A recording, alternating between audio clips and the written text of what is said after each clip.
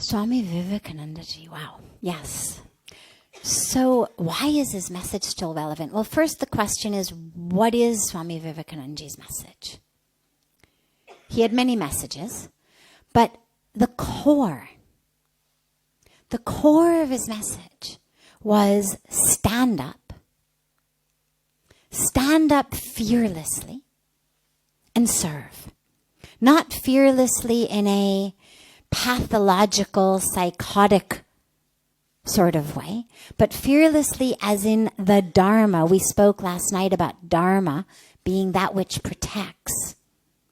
Well, Dharma protects us.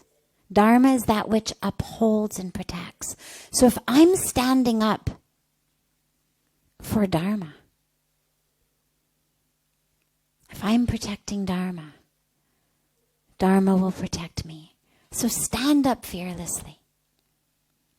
And stand up for, he spoke so much about a resurgence of India.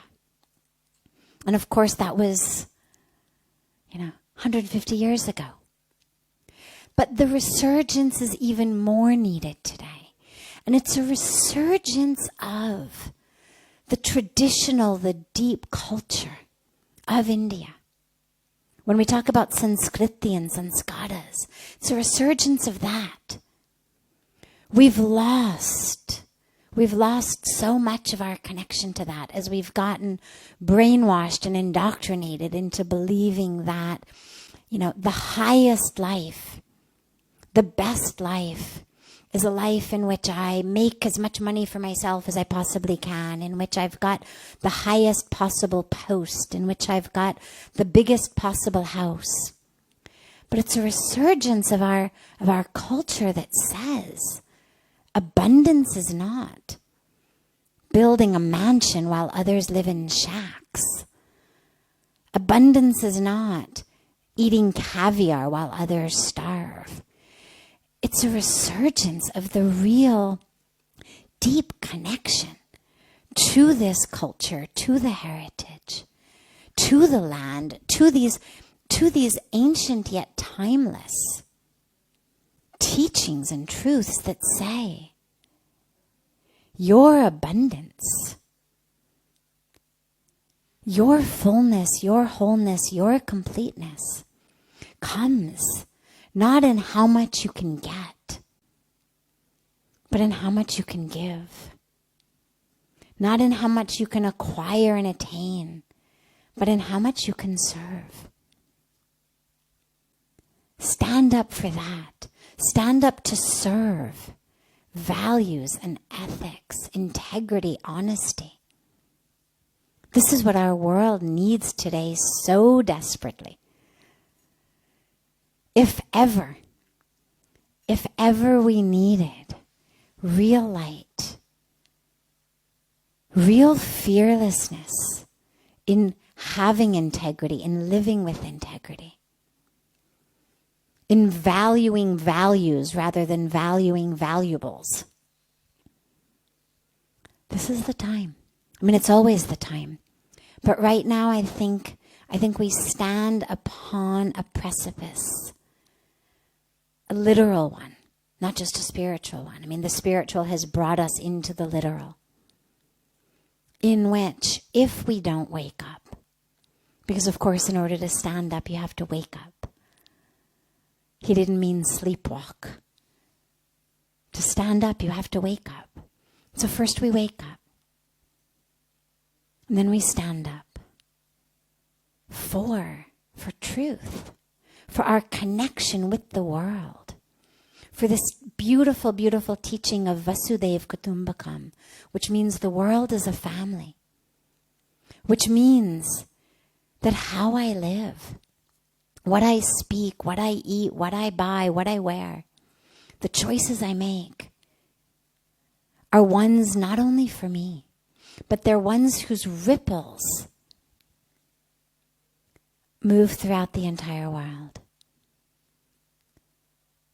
And Vivekanandaji taught, really, we are the ones. We are the ones we are waiting for. And the youth particularly. Not the next generation, but the now generation. And India today is about 65% youth, which means almost anything and everything that we think is wrong in the world, that we'd like to fix in the world, we actually have that power. We speak so frequently about a global food shortage and a global water shortage and a global land shortage. But we actually don't have any of those. Yes, there are people dying of starvation, tens of thousands of them. People dying due to lack of clean water. People dying due to lack of fertile land. But that's not because there's a shortage of the food or the water or the land. It's because there's a shortage of consciousness. We have a global consciousness shortage. And what Swami Vivekanandaji emphasized was wake up, stand up, fully conscious of who you are, what the world is, and what your role in that world is. And when we stand up with that, then not only is there a resurgence of values, of culture, of all of that, but there's actually a resurgence of self. And that's where we and the world in which we live are so deeply connected. And so, at this beautiful time of his birthday celebration, let us recommit ourselves, whether we are Indians, whether we are Hindu, whether we are of any religion, of any culture, of any race, of any religion. Swami Vivekanandaji took this message to America. Stood in Chicago, spoke to the people of America, whom he addressed as my sisters and brothers of America, because the message is universal. It's not about Hinduism, it's not about India. That culture is a universal culture, and it requires every one of us to wake up and to stand up. And when we do that fearlessly, in protection of Dharma that then protects us, then we are reawakened, a resurgence of the self, which of course leads to a resurgence not only in the country, but a resurgence of light, of truth, of oneness, of peace in our whole world.